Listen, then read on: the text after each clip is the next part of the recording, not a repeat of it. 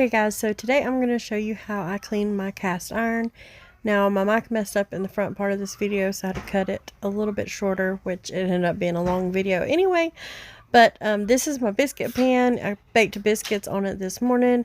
You can see it's got some dried on bits, and I just thought I had done clean one pan, but then I thought, well, I'm going to show you guys how I do this because I think my methods work pretty well and I'm pretty happy with how I've got them. So I'm just going to get these biscuits put away and we'll get started showing you. Now, disclaimer, I know that a lot of people are against some of these ways, but this works for me, and I hope it helps you or works for you too. Alright, so I'm just going to put these biscuits into a brown paper bag because Mason will eat those before dinner time. He likes them with honey and apple butter, so he'll have those gone.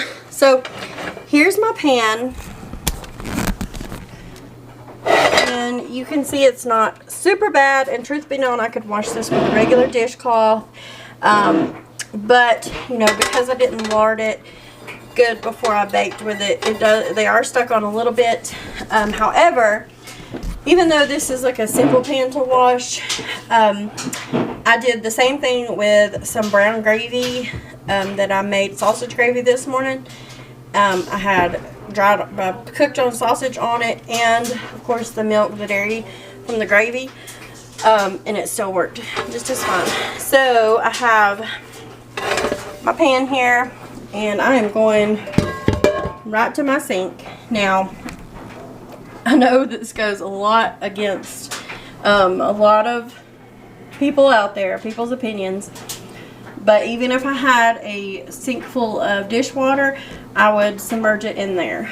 I wouldn't leave it sitting in there more than 5 minutes, 5-10 minutes or so, maybe sometimes longer depending on how bad it was, but I've never had an issue soaking it, only whenever I've let them soak for longer or sit longer than I should have.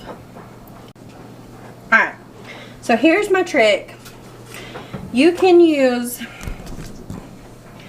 a regular, I'm going to rinse this a little bit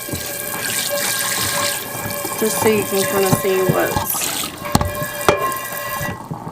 still stuck on here. Alright, so I could just take a dishcloth and get this off, but we're going to pretend that this was really, really bad.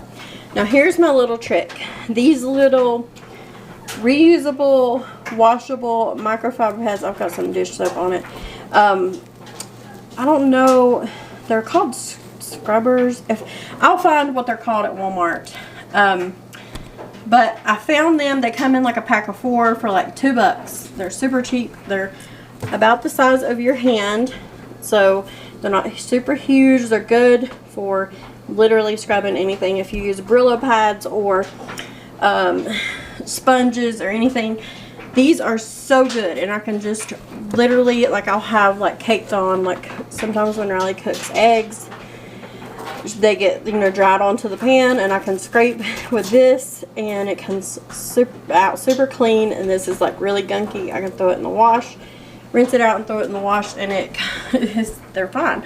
So anyway, all you're gonna do, I love these things, you're gonna wet this,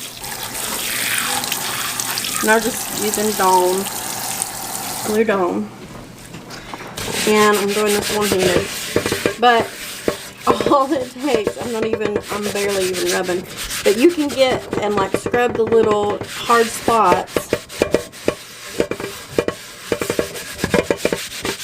with Dawn, with dish soap. You can use dish soap on your cast iron, I promise. I will show you mine. You see it. It's not in bad shape, and I use dish soap every time. Now, that's done. There's what my washcloth looks like. I will rinse that out and just keep it by the sink. I'm going to rinse this. I've been washing dishes, so I've got dishes over here. But I'm going to rinse this really quickly. Make some space for it here.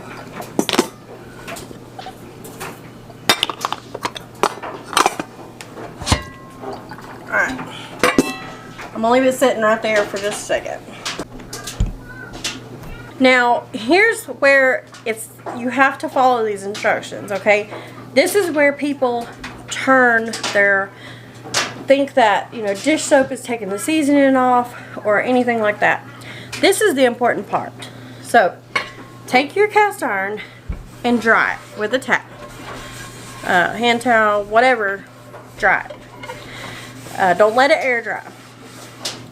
Try to get in, like this one has like this rim here. I try to get in it, get everything dry. Alright, now that you have it dry, we're going to take it to the stove and turn the heat on. Alright, so you're going to get it on your stove. You're going to turn your heat on. I've got it on low because I'm going to be touching it, but normally I just turn it on high and let it get hot and oil it. But this, I'm going to let it go until it's really warm. So it's starting to get warm now, but I'm going to get it to where I want my handle warm. And I want, you know, the outside, all the way to the outside, not just the middle of my pan. This looks like it's roughed up. This was that way before. I could take some sandpaper and completely re-season this if I wanted to get rid of that, but it's fine the way it is. I'm just waiting on this to get warm. And what this does, this step, it dries your cast iron, because water is the enemy to cast iron. It's not soap. It's not what kind of oil you use. It is the water sitting on it. So I am going to make sure that everything gets warm, everything gets hot to evaporate the water completely. So I'm going to let that do that. I'm going to go ahead and turn it up, and it won't take but maybe a minute or two. Alright, so I was filming and my camera was not recording, so I didn't get any of this, but I've got another pan that I think will show you better anyway. It's already dried, but it does need some seasoning, so it looked about what this one did before I seasoned it. But just for kicks, I will show you. This is what it looks like. The back right here was very dry. That's something I call, like when it's thirsty, you can tell where spots are kind of dry, like your skin. You just put more lotion in those areas, kind of same with your oil or lard. And we're going to talk about that because I filmed all that and it didn't get it. Alright, so once again, I know you haven't heard this, but I just got through saying it. I talked about oil and what you can season your pan with. Now, most people will choose lard and bacon grease, which is the preferred methods. I haven't rendered our lard yet. I will be doing that soon. But typically I use bacon grease anytime I have it. But I do use it for cooking as well. So most of the time, and what you're probably going to have is some kind of oil that you cook with, which is totally fine.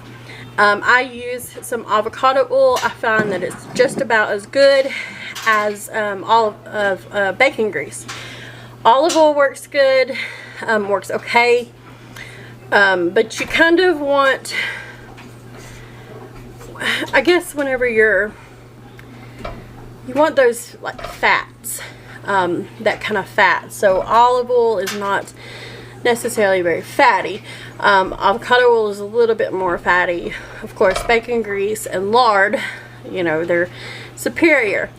But as long as you use, do these methods, you're going to be just fine using whatever kind of oil you have. Now, since this isn't the pan I started with, I will show you. I did not season this the last time I used it, and I don't have to. Typically, I'm frying meat in this pan, so it's usually greasy, and I don't have to necessarily add that extra layer of grease. But it is a little dry, so I'm going to go ahead and add some. And all you do is I just add a couple rings is what I call it, you know, just drizzle some in there. And then I take, because I'm all about repurposing, you can use paper towel, but I use these cut up pieces of old t-shirts that I use specifically for this purpose. And you're just going to wipe it all around to every surface, the handles, the rim, inside, anything you're going to get in all those cracks and crevices. So I'm going to do that, and you can tell the parts where it's what I called thirsty, you know, where it's a little drier. It's not as shiny as others. And this pan is just a cheap Walmart Ozark brand pan. So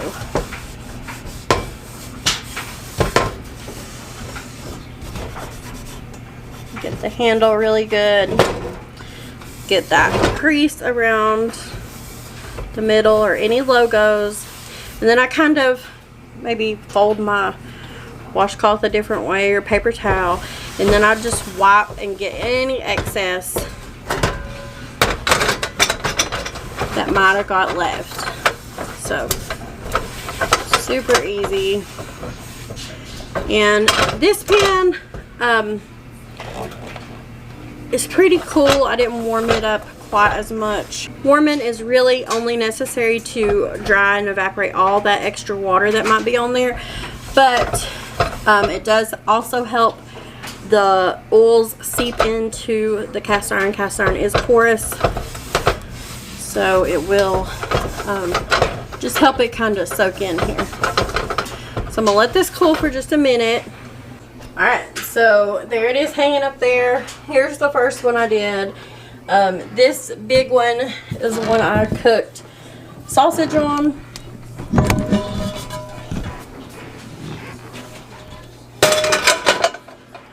I cooked sausage and gravy in this pan today, and this is one of my favorites. It's one of those older, I think it's a Wagner, and it is just so smooth in here, and it's nice and big. I love this pan. It's my favorite pan. But you can see that the methods I used, like I had gravy in here, like a bunch of gravy, like milk and sausage. I fried my sausage in here and then left all the grease and made a flour and gravy. So you know how messy and sticky that gets. But now it's nice and smooth. So these methods do work if you follow them, if you don't leave it soaking too bad. Now if I had something super bad in here that that just needed a little extra help, I use these, and or something similar to this. It's a very sharp kind of edged spatula, and I will take ever so gently and scrape off, you know, whatever is stuck in there, whatever it is. If it's really, really messy, I will take and just scrape it off, and it works fine. Use one of these or one of those scrubby dishcloths. I feel like this works better because I have both. And just make sure you take care of it, and you know, you don't leave it sitting in water. Don't throw it in the dishwasher. And you can use soap on your cast iron and take care of it and have it working, and you can scrub at it. It is durable. They last this long for a reason.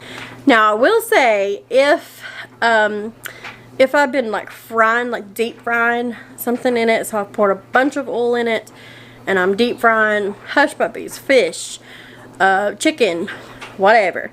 If I'm doing something like that, I just pour the extra oil out and wipe it. I don't wash it for that stuff.